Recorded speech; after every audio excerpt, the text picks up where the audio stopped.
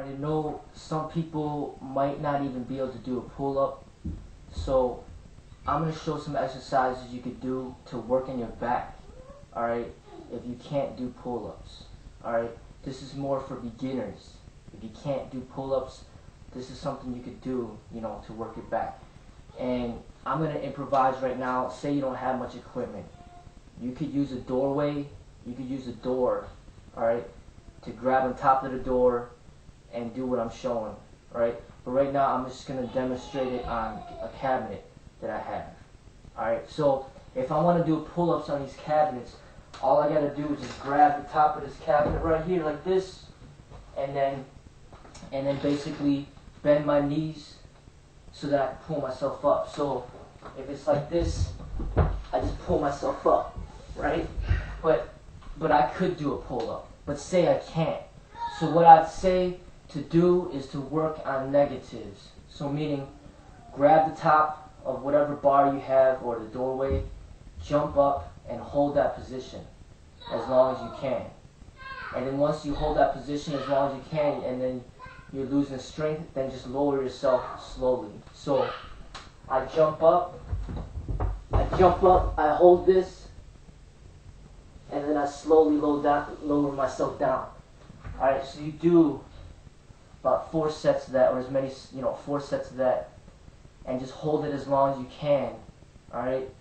And then when you get tired, then lower yourself down. So, jump up, lower yourself down, okay? So, that's something you could do. The next thing you could do is basically stand up, you know what I'm saying, like stand up. You can even stand up on a chair and grab whatever you're going to do a pull-ups on, and just use your legs to help you do the pull-up, alright, to take some of that weight off. So you could like do it with one leg at first to see if you could pull yourself up, and then change the legs. So I got one leg up, and then I'm pulling myself up. I pull myself up, then I switch legs. I pull myself up, pull myself up. So like that's something you could do, alright? And just use your legs to assist you. Even if you could just move a few inches, I mean, that's fine.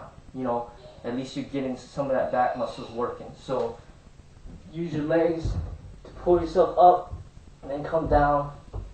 Pull yourself up, come down. So use your legs and progressively put a little bit more pressure, or make some dead weight.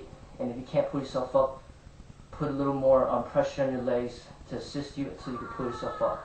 Alright, so that's just some examples that I use with that. I'm going to put on pause to show you some more exercises. Alright, so this is a continuation of working the back if you can't do pull-ups. Grab a weight, like a dumbbell or something like that, right? And grab the center of the dumbbell and pull it towards your chest. Alright? Pull it towards your chest and feel those back muscles working. Alright, you're going to pull that weight up with your back muscles, not your arms. So you're not going to be using your arms, but you're going to be using your back muscles to pull that weight up. Alright? Single dumbbell to do it. Alright? So you do 4 sets, 8 to 12 reps. Alright? You could grab 2 dumbbells. Grab 2 dumbbells. Now I'll do the same thing, but with 2. Tighten up those back muscles like that.